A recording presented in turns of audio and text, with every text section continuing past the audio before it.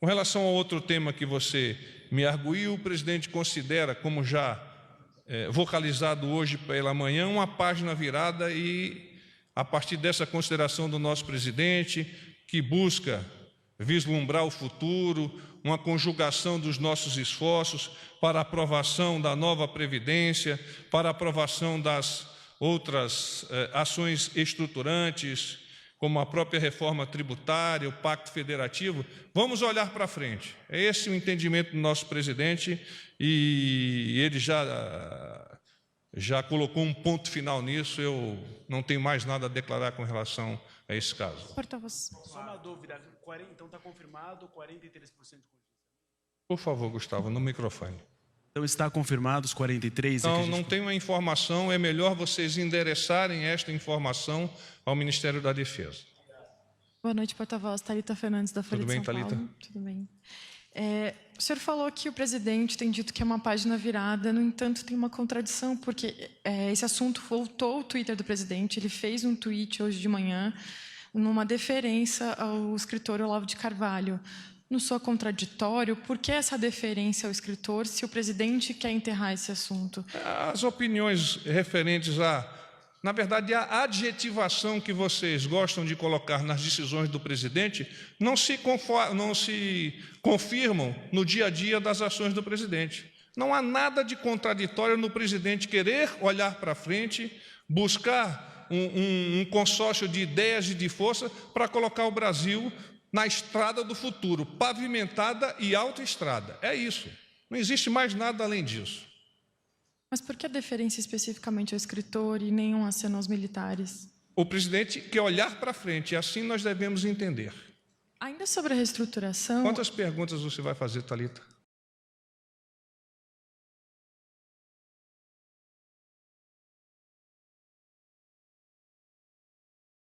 Pelo Ministério da Justiça e Segurança Pública.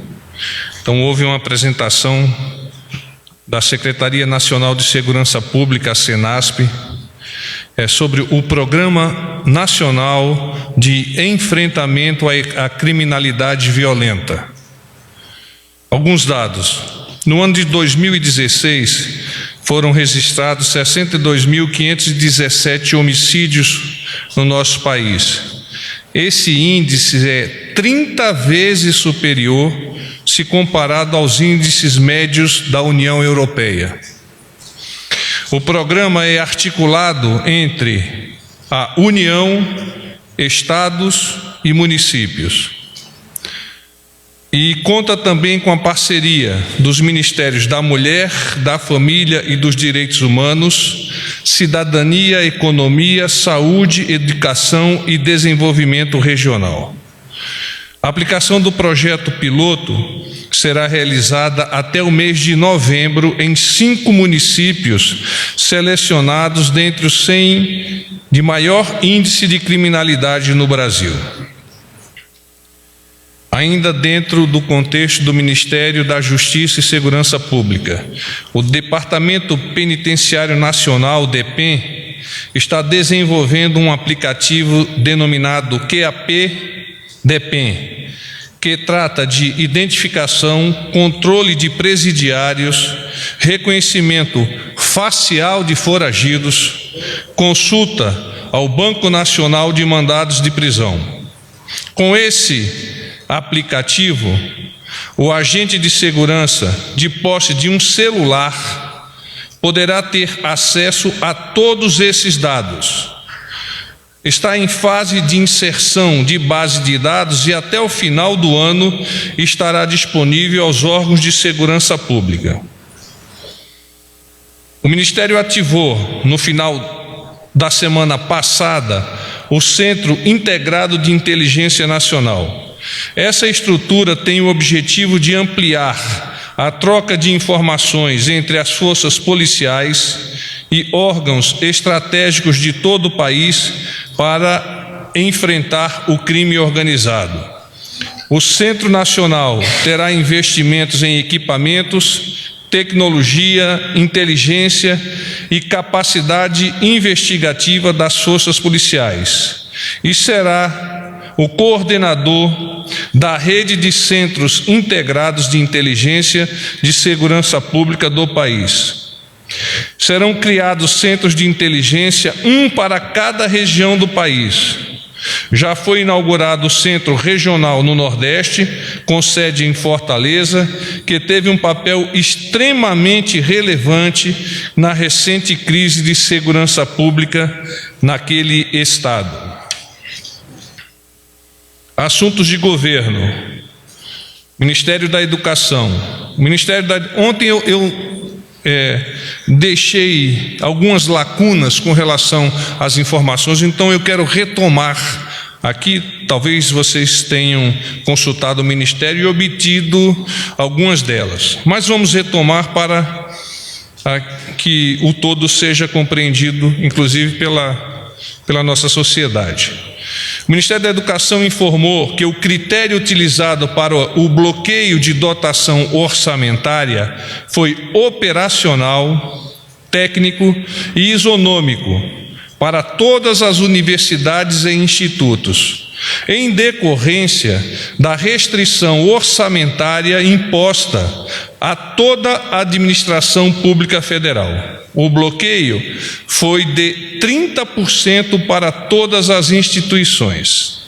Nesse sentido, cabe esclarecer que do orçamento anual de despesas da educação, que é da ordem de 149 bilhões de reais, 23,6 bilhões são despesas não obrigatórias, dos quais 7,4 bilhões foram contingenciados. O bloqueio decorre da necessidade do governo federal adequar-se ao disposto na Lei de Responsabilidade Fiscal, meta de resultado primário e teto de gastos. O Ministério ressalta que o bloqueio preventivo incide sobre os recursos do segundo semestre, para que nenhuma obra ou ação seja conduzida sem que haja previsão real de disponibilidade financeira para que sejam concluídas. Além disso, o bloqueio pode ser revisto pelos Ministérios da Economia e Casa Civil, caso a nova Previdência e outras reformas estruturantes sejam aprovadas e as previsões de melhoria da economia no segundo semestre se confirmem, pois podem afetar as receitas e despesas da União. Cabe ainda destacar que, até o momento, todas as universidades e institutos já tiveram 40% do seu orçamento liberado para empenho. Por fim, o Ministério da Educação estuda aplicar outros critérios qualitativos, como desempenho acadêmico e o impacto dos cursos oferecidos no mercado de trabalho, para definir o repasse de recursos. O maior objetivo é gerar profissionais capacitados e preparados para a realidade do país. O tema caçadores, atiradores e colecionadores. Com a assinatura do decreto, o presidente Bolsonaro está cumprindo mais um compromisso assumido com a população brasileira. É um esforço do governo para modernizar a legislação, reduzir a burocracia e simplificar regras. Dentre as principais inovações implementadas, destacam-se as seguintes: aprimoramento dos conceitos de arma de fogo, tanto de uso permitido quanto de uso restrito. Melhor elucidação dos conceitos de residência, inclusive quando se tratar de imóvel rural, âmbito no qual o cidadão estará livre para a defesa de sua propriedade e de sua família contra a agressão injusta, atual e iminente. Fixação da quantidade de munições que poderão ser adquiridas. 5 mil munições anuais por arma de uso permitido e 1.000 para cada arma de uso restrito. O porte de arma passa a ser vinculado à pessoa, não mais à arma. Bastará a apresentação do porte junto ao certificado de registro de arma de fogo, certificado este válido. Não haverá limitação da quantidade e qualidade daquilo que as instituições de segurança pública podem adquirir. Aumento do prazo de validade do certificado de registro para 10 anos.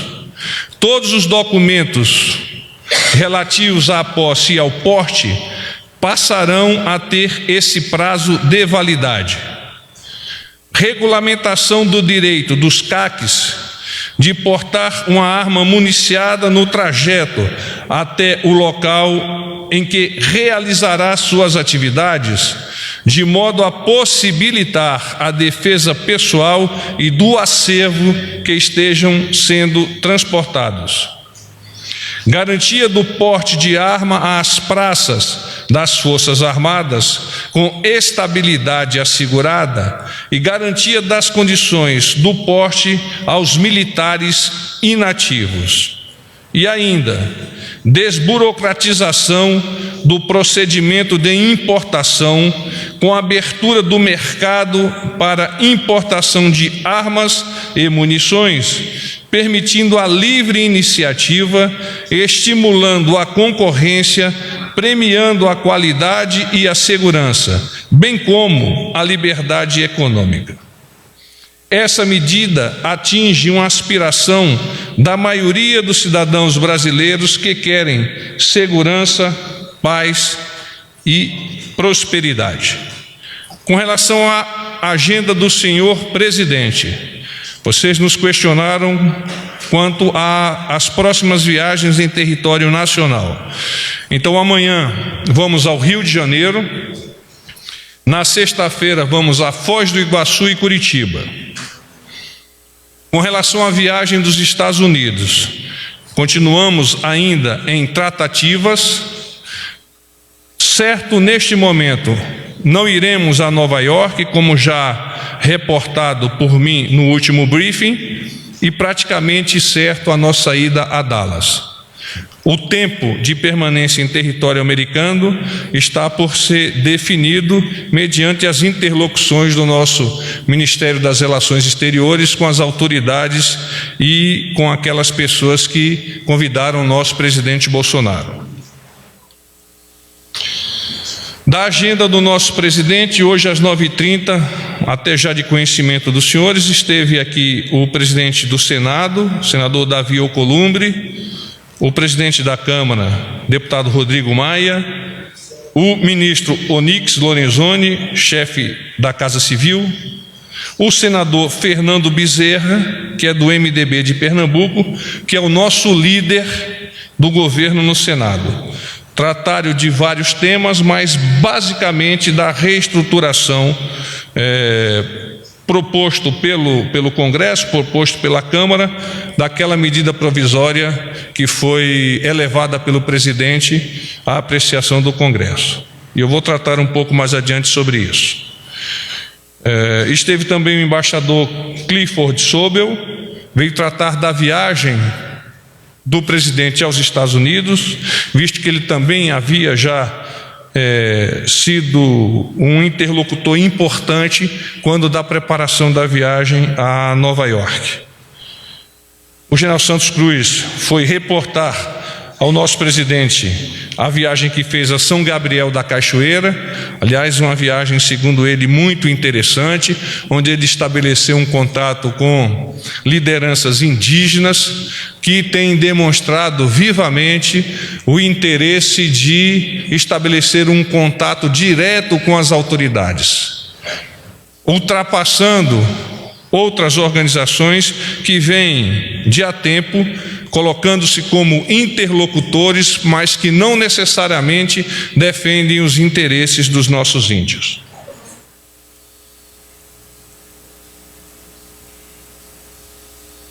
Vamos falar sobre a reestruturação administrativa da esplanada, que foi uma pergunta de vocês. Então, o senador Fernando Bezerra, relator da proposta, apresentará parecer na comissão mista do Congresso que discute a medida. A votação está programada ainda para esta semana. Depois disso, o texto segue para os plenários da Câmara e do Senado e precisa ser analisado até o dia 3 de junho, quando a norma perde a validade. Os principais pontos discutidos foram os seguintes: com relação ao Ministério do Desenvolvimento Regional, com a finalidade de fortalecer as ações do governo e dar mais eficiência à máquina pública, o governo federal pretende desmembrar o Ministério do Desenvolvimento Regional, sendo criados os ministérios da cidade ou das cidades e da integração nacional.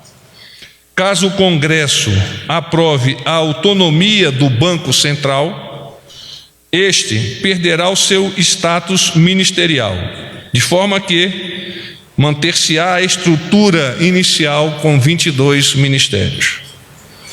Questão do COAF.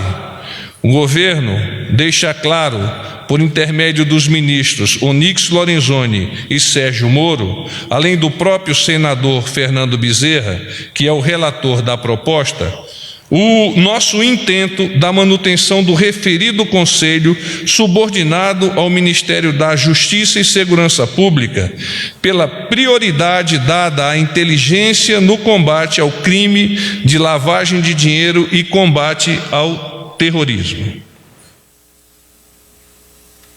Há ainda a possibilidade, em verdade, estudos estão ocorrendo no tocante à exclusão da atribuição da Secretaria de Governo no quesito de monitoração das organizações não governamentais.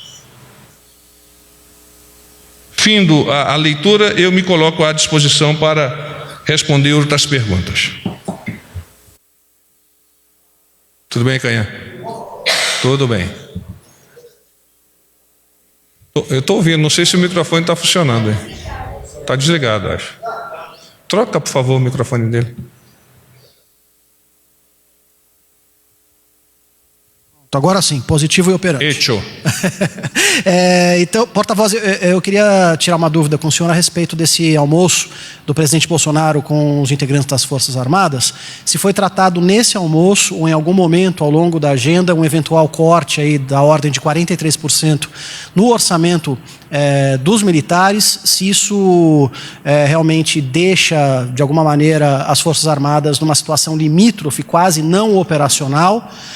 Se houve algum tipo de insatisfação por parte dos militares a respeito disso, e como esse assunto Olavo de Carvalho não tem como deixar de tratar ultimamente, ele, nova série de ataques pelo Twitter, ele acusou o ministro Santos Cruz de dar dinheiro para organizações de esquerda. Então, eu queria saber do senhor até quando que vai o senhor acha que deve seguir essa onda de ataques, e se já não era o caso de tranquilizar as coisas, como o próprio presidente já pediu. Muito bem, vamos tratar dos assuntos importantes. A questão orçamentária do Ministério da Defesa é de responsabilidade daquele ministério. Naturalmente, o orçamento, e até pela minha experiência, eu posso aprofundar-me um pouco mais, esse orçamento nosso é sempre muito restrito, particularmente no que toca às questões de investimento. Então, o custeio demanda uma quantidade substancial daquilo que é destinado pelo Tesouro, nos restando muito pouco naquilo que nós entendemos como essencial para dar continuidade ao nosso avanço tecnológico. Mas o fato em si de nós termos sido contingenciados está dentro de um contexto que a Administração Pública Federal entende que é possível neste momento, para que num futuro, como eu já apresentei a vocês pela leitura do meu texto, para que no futuro, com a aprovação da nova Previdência, com a aprovação de outras ações estruturantes, o governo, de uma maneira geral, possa reacomodar esse orçamento, não apenas do Ministério da Defesa, mas de todos os outros ministérios envolvidos e que se fizeram entre aspas, devedores dessa quantidade de verba contingenciada por força da Lei de Responsabilidade Fiscal. Com relação ao outro tema que você me arguiu, o presidente considera, como já vocalizado hoje pela manhã, uma página virada e, a partir dessa consideração do nosso presidente, que busca vislumbrar o futuro, uma conjugação dos nossos esforços para a aprovação da nova Previdência, para a aprovação das outras ações estruturantes, como a própria reforma tributária, o Pacto Federativo. Vamos olhar para frente. É esse o entendimento do nosso presidente e ele já colocou um ponto final nisso. Eu não tenho mais nada a declarar com relação a esse caso. Porta-voz. Só uma dúvida, então está confirmado 43% de contingenciamento? Por favor, Gustavo, no microfone. Então está confirmado os 43%? Não tenho a informação, é melhor vocês endereçarem esta informação ao Ministério da Defesa. Boa noite, porta-voz. Thalita Fernandes, da Folha de São Paulo. Tudo bem, Thalita? Tudo bem. O senhor falou que o presidente tem dito que é uma página virada, no entanto, tem uma contradição, porque esse assunto voltou ao Twitter do presidente, ele fez um tweet hoje de manhã, numa deferência ao escritor Olavo de Carvalho. Não soa contraditório? Por que essa deferência ao escritor se o presidente quer enterrar esse assunto? As opiniões referentes na verdade, a adjetivação que vocês gostam de colocar nas decisões do presidente não se confirmam no dia a dia das ações do presidente. Não há nada de contraditório no presidente querer olhar para frente, buscar um consórcio de ideias e de força para colocar o Brasil na estrada do futuro, pavimentada e autoestrada. É isso. Não existe mais nada além disso.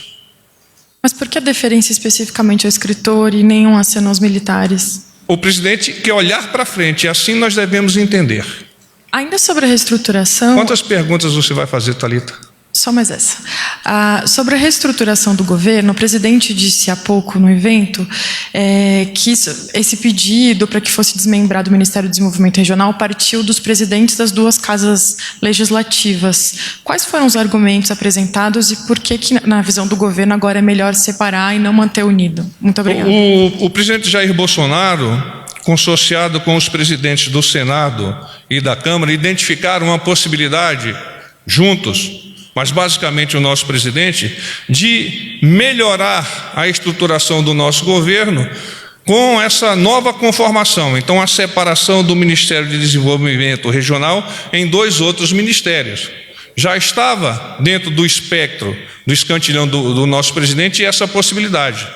E, ante a argumentação dos dois presidentes de casa, ele associou-se a ela e deu o aval, digamos assim, para que isso se processe nos próximos dias. Porta-voz, boa noite. Isabela Macedo, do Metrópolis. Tudo bem? A minha primeira pergunta ainda sobre esse contingenciamento na defesa, isso vai representar em valores quanto, mais ou menos? Já tem um valor sobre isso? Quais áreas vão ser afetadas? Não, eu não tenho esse dado. Eu acho que eu respondi para o Gustavo. Por favor, direcionem esta pergunta ao Ministério da Defesa, por se acaso não obtenham a informação, eu me comprometo a retomar esse assunto amanhã, já com dados bastante mais estruturados. O senhor também relacionou esse corte à reforma da Previdência e outras reformas estruturantes. A mesma coisa foi dita a respeito dos cortes no Ministério da Educação. Quais outros ministérios vão ter contingenciamento de gastos? O Planalto já tem alguma noção disso? O Ministério da Economia vem estudando esse corte, que em tese é um corte linear, a fim de equalizar o nosso orçamento e adaptá-lo, como eu disse anteriormente, à Lei de Responsabilidade Fiscal.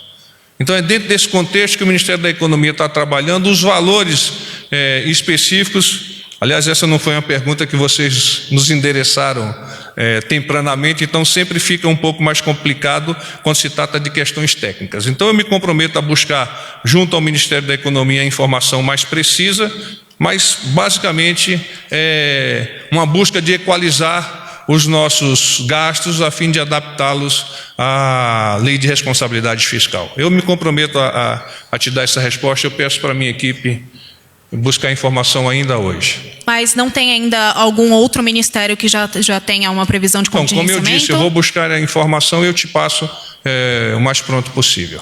Tá bem? Boa tarde, porta-voz. Boa noite, né? Tudo bem, Jussara? Tudo jóia. Porta-voz, eu tenho duas questões. Uma para saber por que a imprensa não teve acesso ao decreto, ao texto original. A gente só recebeu um release. Isso tem causado uma certa dificuldade até a gente em explicar melhor. Eu até havia me comprometido com vocês e confirmo o meu compromisso. A SAGE está à disposição, o doutor Felipe está à disposição para que vocês possam tirar todas as dúvidas. Em lá chegando, ele vai poder elucidar, inclusive se já estiver disponível, sob o ponto de vista de papel, eles já vão distribuir para vocês. Tá. E uma outra, na verdade, minha outra Mas qualquer dúvida, eu peço que enderecem a ele. Eu conversei com ele antes de descer para o briefing, pedindo que eles dessem atenção, que eu sei que é a matéria do dia de vocês aí. É importante. Meu outro pedido é em relação à questão da publicidade. Há uns dias atrás eu falei com o senhor sobre isso. E quais são as linhas gerais que o governo vai determinar para a publicidade dos ministérios das estatais? O senhor falou que havia tido um encontro entre o presidente e o ministro Santos Cruz para definir isso. O que foi definido? O senhor falou que estava faltando uns ajustes. Já tem essa resposta? Sim, o ministro Santos Cruz vem conversando com o secretário Fábio Weingarten sobre isso. Eu sei que o Fábio está trabalhando em cima da apresentação desse documento ao ministro Santos Cruz, que será naturalmente elevado à apreciação do presidente. O timing disso eu não tenho como te adiantar, mas sei que sim, está havendo um esforço concentrado da SECOM, na pessoa do seu secretário e da sua equipe, para que esse planejamento seja o mais rápido possível elevado à apreciação do ministro e do presidente e possa, por consequência, ser também tomado como ponto básico na elaboração das campanhas dos ministérios, das empresas, etc. Boa noite, porta-voz. Gustavo Maia, do Jornal Globo. Tudo bem, Gustavo? O senhor falou no início das viagens, né, que estava praticamente certo para Dallas.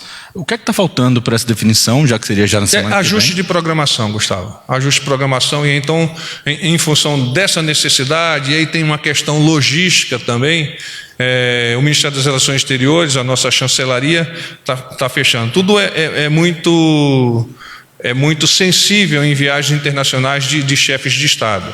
Então é preciso esse entendimento. Mas assim que esteja fechado, nós vamos disponibilizar a informação para vocês. Com relação a outra viagem do mês que vem para Buenos Aires, está mantida dia 6 de junho ou não? Não tenho essa informação ainda. O presidente me comentou, sim, da importância que ele está dando a uma viagem à Argentina, até por entender que é essencial um reforço ao presidente Macri nesse momento de alguma dificuldade econômica, porque passa aquele país amigo, e de alguma dificuldade sob o ponto de vista político que o presidente Macri tem, e o presidente Bolsonaro, com todo o seu estofo, gostaria de colaborar para fortalecê-lo.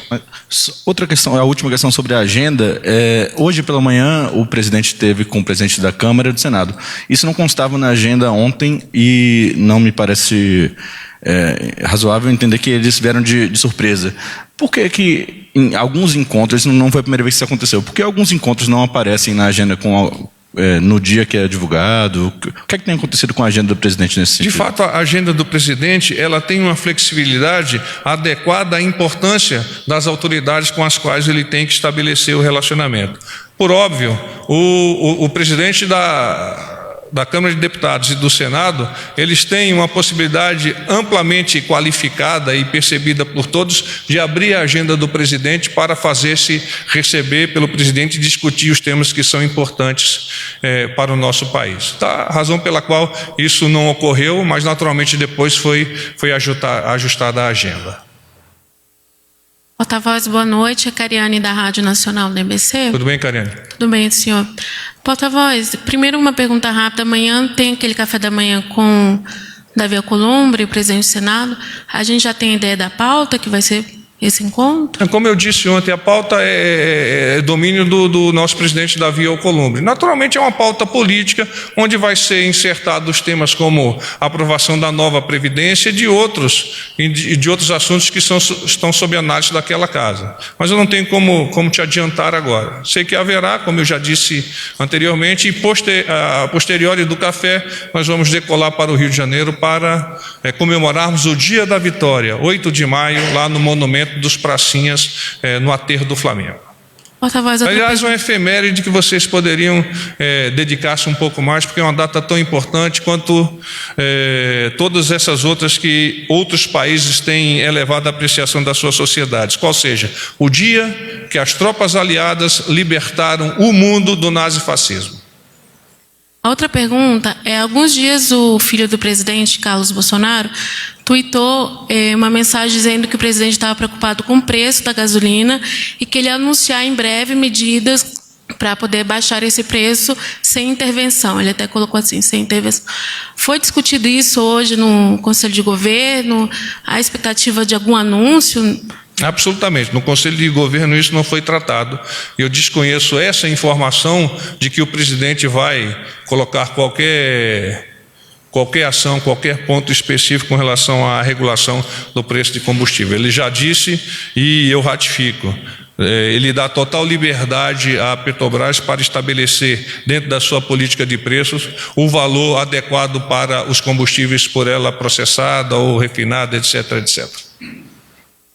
Porta-voz, boa noite, Guilherme Azuido, G1. Tudo bem.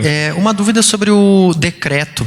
A gente queria esclarecer se o aumento da quantidade de munição que pode ser comprada por ano vale para colecionadores, atiradores e caçadores, ou se é para qualquer cidadão que tem porte ou posse de armas. O limite é para qualquer pessoa.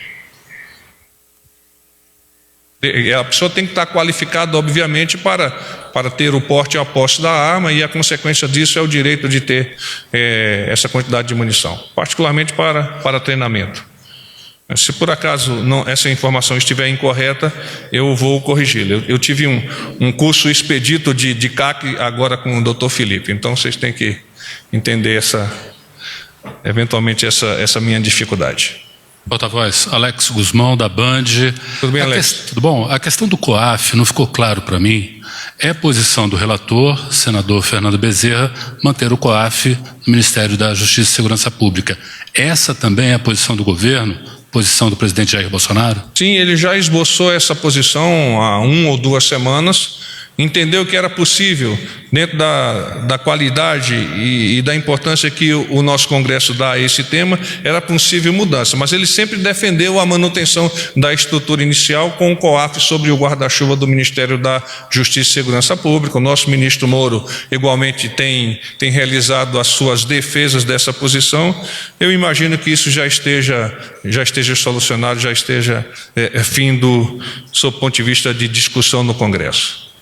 Oi, porta-voz, Basília Rodrigues, Rádio CBN, tudo bem? Bem, Basília. Tudo ótimo. Eu tenho 2 dúvidas em relação ao decreto. Primeiro, quando o texto faz uma associação à MP da liberdade econômica, isso quer dizer que se uma pessoa for abrir uma loja para vender armas e não receber uma resposta, ela tacitamente, automaticamente vai poder já exercer esse comércio, né, da arma, sim ou não? Não tenho essa informação, é um dado bastante técnico. Você está associando 2 medidas, é porque o texto uma medida diz provisória e o próprio decreto. Eu de fato não tenho como te responder isso. Me comprometo ou peço que você enderece a sua pergunta lá à turma lá do Dr. Felipe, ele vai estar listito para ti. O próprio texto do governo fala, então, nos termos da MP da liberdade econômica, por isso a questão.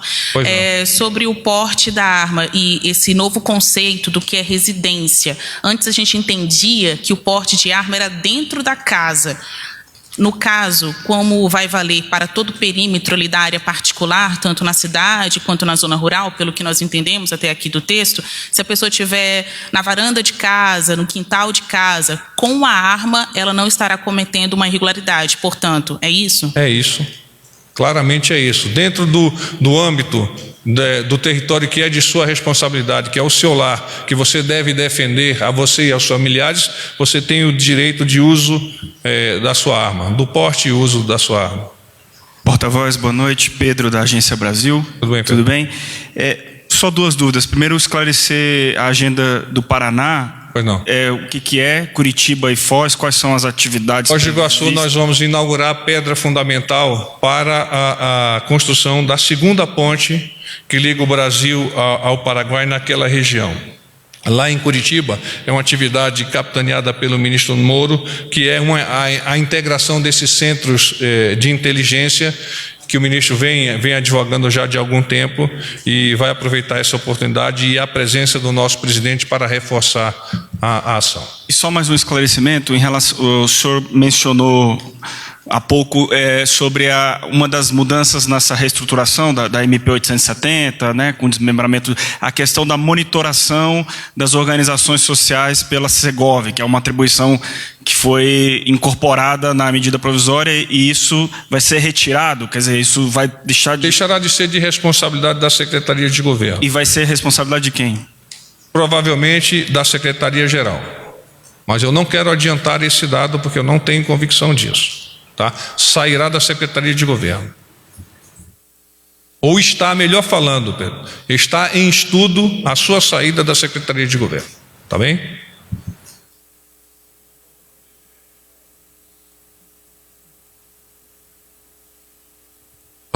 Alex, novamente da Band, alguma informação sobre esse encontro com a... Eu acabei de descer, conversei com o presidente, a Procuradora-Geral ainda não tinha chegado. De forma que eu não tenho como... A pauta não foi também não revelada, não né? foi dada. Não foi dada. Porta-voz, tudo bem? Boa noite. Tudo bem, Lauriberto? Sobre esse almoço hoje no QG do Exército, quem foi exatamente convidado de ministro?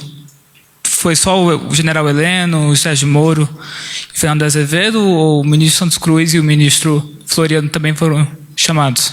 Não, o general Fernando era o patrocinador deste convite. Ele foi realizado no quartel-general do Exército e englobou todos os que nós chamamos 4 estrelas das 3 forças. O almirantado por parte da Marinha, o alto comando do Exército e o alto comando da Aeronáutica. Isso o general Fernando vem realizando já com alguma rotina. É muito importante que haja essa interligação dos altos comandos, e a oportunidade de termos a presença do nosso presidente só enobrece o evento. Então, a responsabilidade do convite é do general Fernando. Eu não estava no almoço, de forma que eu não sei exatamente quais os ministros que lá se encontravam, ademais desses que você já citou. Pessoal, paz e bem.